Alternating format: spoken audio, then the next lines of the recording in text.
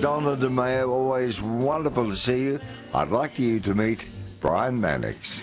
I can't tell you how excited I am that you're here on the night that I'm here. I am thrilled to bits. Well, we've actually met before, Donna, and We have. I tell you what, you are looking very rock and roll tonight with your leather jacket on. I wore my biker jacket in honour of you. Ooh. And you're wearing a lovely, chunky knit, and it's not black.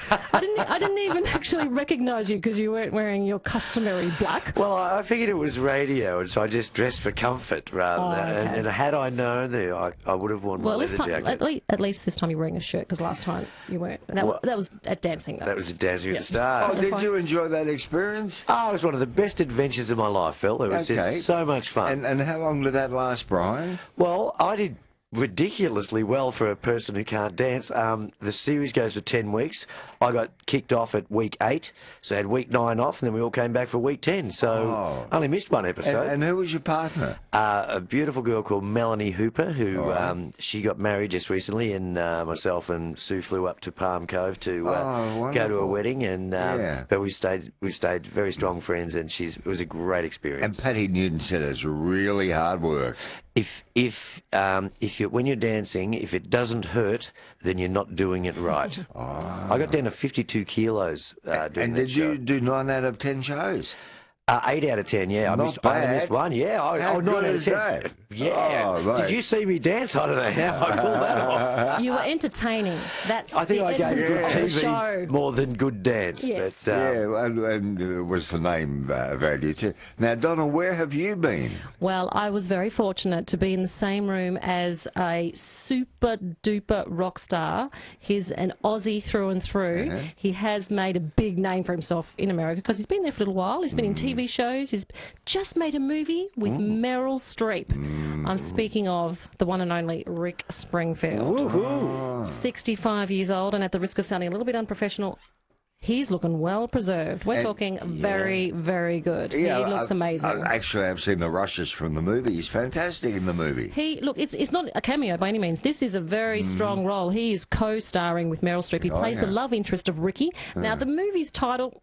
It's not great. Okay, it's Ricky and the Flash. Now, don't be deterred by the title.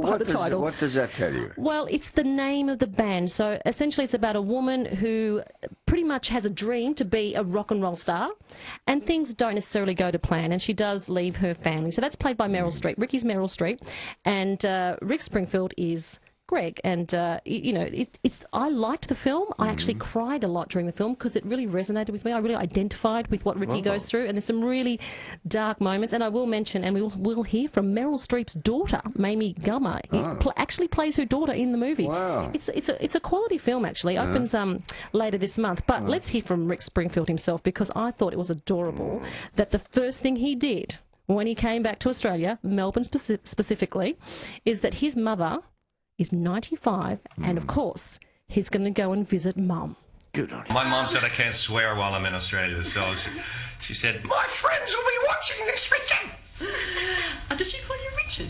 She calls me Richie. Oh, that's so sweet. Now, is it true she's got your Grammy? She has everything. I never hung on to that kind of stuff, so I always send it to my mom. You've already had a chance to catch up with her? Yeah. We went out and had dinner last night at the local Indian restaurant. And she's awesome. She's 95 years old, still lives alone, still drives. Stay off the roads. And she's incredible. Isn't that adorable? Spoken about his mum with such love, and it's just so sweet. He said 95 and she's still driving? I know, is that a little bit scary? Yeah, I'm too scared to get in the roads myself in case Mr. Springfield's on the road. Crikey.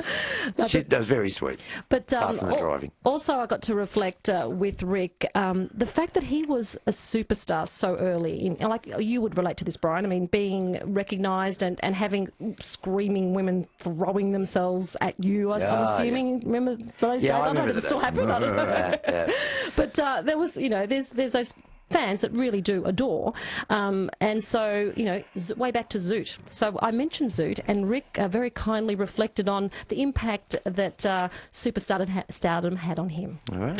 Yeah, it was pretty heady stuff for a boy. I mean, I hadn't been a very popular boy at school, and sex was still sex was still very much on my mind, and it was a lot of female attention, and there was never an ego thing, because Australia the scene was very small back then.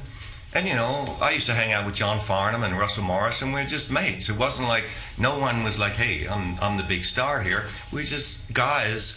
The fact that, you know, we got screamed at a couple of times on stage, it was never an ego issue. And maybe it was an Aussie thing, you know, back then, but we're all just, you know, if you got on your high horse, there was always someone there to knock you off. And so we didn't bother, you know.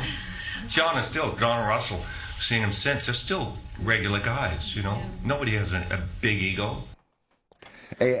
What a nice guy. He's very down to earth, isn't he? What contact have you had with Rick through the years, Brian?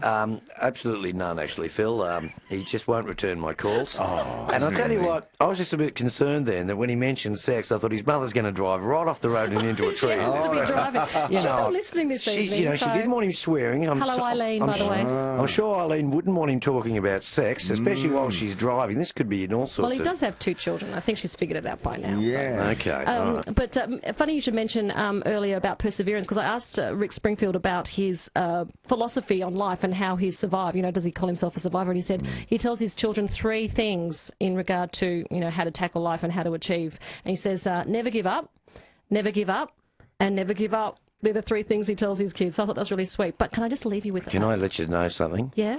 That's only one thing said 3 times. Oh, stop it. I don't know how smart this hey, Rick Richard is. Springfield said it, and I thought it was adorable, okay? But I think his mum must be the brains. But anyway, go on. I'm sorry. I'm being mean. No, it's terrible. he, you know, he's got a really quirky sense of humour. I really liked him. So I also spoke to Mamie Gummer. Now, ask me who Mamie Gummer is, because not a lot of people know. She's somebody that likes the letter M. Mamie Gummer is Meryl Streep's daughter, and she co-stars alongside Rick and Meryl Streep in Ricky and the Flash. Yeah. So this is a little snippet of, because if you're going to speak to Mamie, you have to ask about Meryl, because it's kind of the closest I'm ever going to get, possibly. So I asked Mamie Gummer, what is Mum like?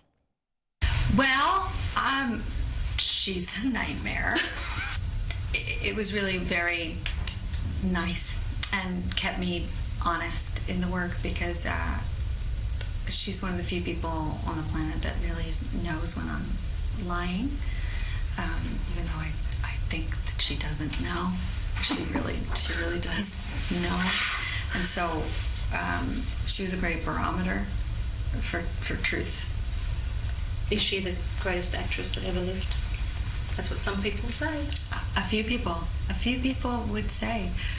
I have not seen every actress on Earth, but I think that she's really, really, really great.